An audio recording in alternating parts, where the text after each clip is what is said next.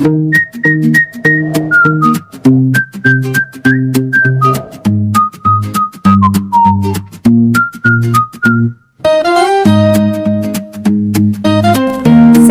bloque de salud y bienestar, y como les decía en el primer bloque, vamos a estar hablando de autoestima y sexualidad, de cómo nos sentimos, de cómo nos afecta el vernos al espejo, de si la autoestima afecta la vida sexual, pero para eso invitamos a la licenciada Alexandra Amorós. ¿Cómo le va, licenciada? Muy bien, muchas gracias por el espacio. Un placer tenerla acá. Adelantamos un poquito en el primer bloque de que vamos a estar hablando de la autoestima y la sexualidad. ¿Existe esto de que pueda afectar nuestra autoestima en nuestra vida sexual? No solo que existe, sino que hay un concepto aparte que es la autoestima sexual, específicamente, ¿no?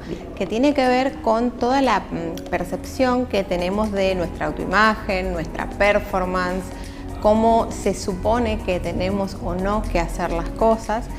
Y acá traigo otro concepto que a veces es un poco conocido, ¿no? Que es la heteroestima, ¿no? Y ahí va esto que un poco quizás también habíamos hablado nosotras de la autoimagen, ¿no? Y cómo la presión estética interrumpe, ¿no? Porque el autoestima se forma a lo largo de la vida de afuera para adentro. Todo lo que nos dijeron, nuestra casa, la sociedad, etcétera. Y después el proceso que uno hace un poco como de separar la paja del trigo y con qué te quedas y con qué no te quedas, ¿no? Entonces, la heteroestima viene un poco a hablar de eso. Si yo tengo un entorno que constantemente me está tratando mal, me dice cosas feas, una pareja que me dice cosas feas, etcétera, mi autoestima va a ir en picada, porque no es que existe por un lado la autoestima sola y por el otro lado la heteroestima sola, sino que son un bloque. Es un conjunto. Exacto. Bien. Entonces, quiere saber cómo puede impactar esto en nosotros. Usted dice que viene en picada. A ver, cuando nos dicen cosas malas, yo creo que en alguno u otro ámbito siempre hemos recibido en algún momento de la vida algo negativo que nos puede haber marcado mucho. ¿Eso puede llegar como a destruirnos? Hablando obviamente de autoestima. Claro, claro. Yo creo que en términos quizás como didácticos la palabra destruir, que es muy clara, creo que a mí me gusta más la idea de mellar, ¿no? ¿Viste? Como la gotita que va cayendo sobre la piedra, porque ¿qué es lo que sucede particularmente en lo sexual? Que es una situación de muchísima vulnerabilidad.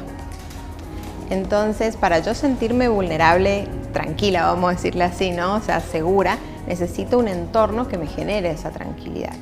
Y si yo estoy pensando en que tengo que hacer tal o cual postura, tengo que tener tal o cual cuerpo, a mi pareja le tiene que gustar tal cosa, entonces yo me voy a poner de esta forma así, pero de esta no, porque me da vergüenza la celulitis, el granito, el rollito, lo que fuere, nos va a ir, te diría, como metiendo ahí más presión y, como vos decías, un poco destruyendo esa imagen que tenemos de nosotras mismas. Bien. Y a partir de esto, de esta autoestima que tenemos, ¿cómo influye en nuestra vida sexual? Sobre todo influyen los mandatos, ¿no? Porque ahora también hay como un culto poco sano a la autoestima. Si vos te metes a redes en cualquier momento, ¿qué es lo que ves? Que tenés que amarte por sobre todo y que si no te amás es tu culpa y que todo tiene que ver con la individualidad. Y eso es ilógico, ¿no? Entonces, la individualidad está en una sociedad. Y eso, llevándolo a la vida sexual, toda la presión que uno puede sentir por cómo tiene que funcionar, ¿no? Dentro de ese contexto de sexualidad, va a hacer que nos sintamos muchas veces, te diría, hasta desconectadas del momento, ¿no? Porque antes los mandatos, yo siempre digo, esto hemos cambiado el collar pero no el perro, ¿no? Antes el mandato era sepulcra, sana, divina, hermosa, sí, llega casta. Y ahora es, ¿cómo puede ser que no seas multiorgásmica, tengas squirts y no sé qué otra cosa que se pone de moda, ¿no? Todo lo contrario. Claro, y eso es otra forma de presión. Bien. Y muchas veces en la consulta llega eso, chicas, mujeres, que vienen y te dicen, bueno, pero es que a mí no me pasa esto como le pasa a mi amiga, entonces, ¿qué es lo que tengo mal? ¿Cómo me arreglo, no? Claro, claro. O mi pareja, que en general a la consulta llegan muchas más chicas heterosexuales, ¿no? Entonces, mi novio me dice que yo tendría que lubricar esa manera, yo tendría que hacer este tipo de prácticas, yo tendría que, no sé, ser de tal forma, ¿no? Entonces, todo eso es mucha presión y nos desconecta de la experiencia del placer. Hablando de la consulta, en el consultorio, ¿cuál es la inseguridad que lleva más que nada el paciente? Mira, yo creo que el eje conductor siempre es, ¿soy normal? ¿Esto que me pasa es normal? ¿No? Por justamente todas estas presiones y todas estas ideas de cómo tendría que ser una sexualidad sana. Mucho tema también de frecuencia, tanto de frecuencia de encuentro como de frecuencia de deseo.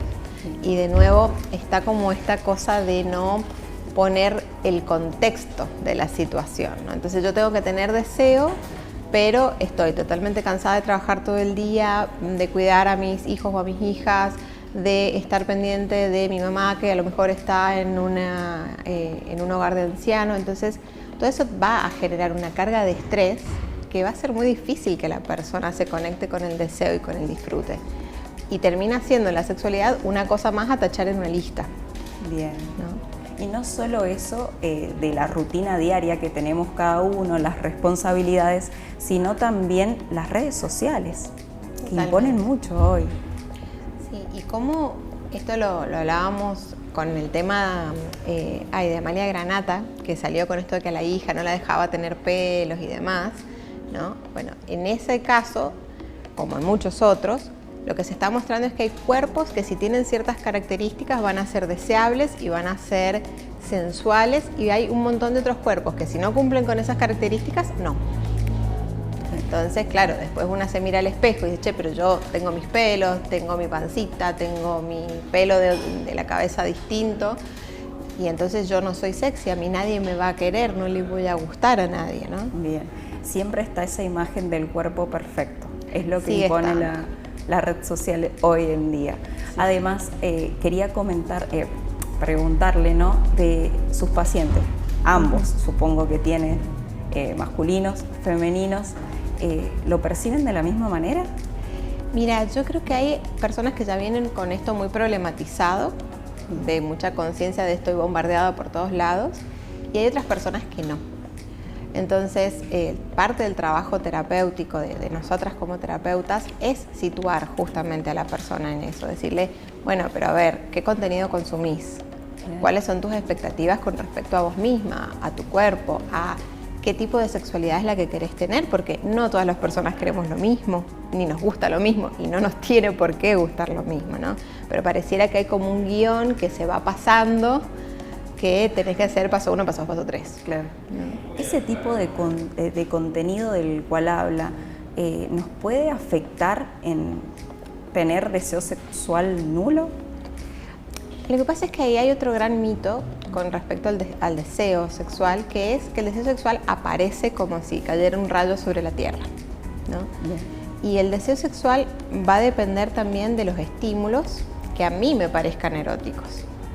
Entonces, ¿va a repercutir en qué tanto yo me voy a conectar con esos estímulos? Probablemente. Si yo siento que siempre estoy en desventaja, digámoslo así, sí. Voy a sin duda tener un poquito más complicada esa conexión. Pero por otro lado, también está esto de la seducción, que sobre todo en parejas largas se empieza a perder, ¿no? Sí. En general, ¿quién llega a la consulta? La mujer que te dice, lo que pasa es que yo tengo menos deseo que mi pareja. Y en algún momento yo les pregunto, ¿no?, a estas mujeres, bueno, ¿y qué hace él para seducirte? Silencio de radio. Claro, siempre la mujer piensa que ella es el problema. Llega general, con sí. ese... Sí, en general sí. Y mucha presión justamente de la pareja, ¿no? Vos tenés que vivirlo como lo vivo yo. ¿Por qué? ¿Por qué? ¿No? Y aparte de esto, ¿cómo seduce el varón a una mujer? Claro, eso depende obviamente de cada pareja. Claro, y también de que en este caso de una pareja heterosexual el varón esté atento. Claro, ¿no? Porque muchas veces, no, bueno, pero yo la busco cuando está lavando los platos y le agarro el culo. No sé si es la forma más erótica de encontrarte con tu pareja mientras está lavando los platos, ¿no? Y depende, ¿no? Bueno, sí, habrá gente que se conecta rápido. Sí, pero hay gente que, bueno, que no. ¿Qué tipo de señal nos debe alertar cuando sentimos lo negativo con respecto a nuestra imagen corporal y que eso influye y nos lleva a que nuestra vida sexual vaya decayendo? Mira, yo creo que lo primero es la sensación de malestar, de yo no quiero esto para mi vida, ¿no? Cuando te debatís entre resignarte a, bueno, es lo que hay, ¿no? Y la angustia, consulta, porque la angustia algo te está diciendo de que por ahí no es. Bien. Y frente a esto, ¿cómo podemos comenzar, además de consultar, comenzar a querer mejorar nuestra imagen propia, más amor propio, para que vaya mejorando todo en sí, porque es una cadena? Sí, yo creo que ahí viene bien la metáfora de podar el árbol para que crezca mejor, ¿no? Bien. ¿A qué voy con esto? Fíjate que consumís, fíjate de qué gente te rodeas. Esto que hablábamos al comienzo, si vos te rodeas de gente que todo el tiempo te está tratando mal y vos querés tener amor propio, querés tener autoestima en ese contexto, es bastante difícil, ¿no?